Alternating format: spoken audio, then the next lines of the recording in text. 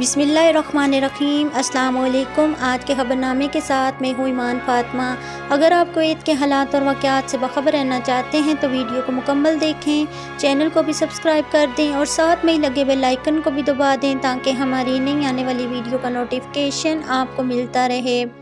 बढ़ते हैं खबरों की जानिब और शामिल करते हैं आज की पहली खबर। कुवैत में सरकारी मुलाजमतों से तमाम गैर मुल्कियों को कब तक निकाल दिया जाएगा।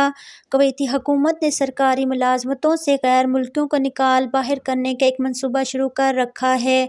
गल्फ न्यूज़ के मुताबिक कुवैत के एक मकामी अखबार ने अपनी रिपोर्ट में बताया है कि यह मंसूबा रवां साल अगस्त तक मुकम्मल हो जाएगा और इस अरसे के दौरान सरकारी नौकरियों से तमाम गैर मुल्कियों को निकाल कर इनकी जगह कुवैती शहरियों को बरसर रोज़गार दिया जाएगा।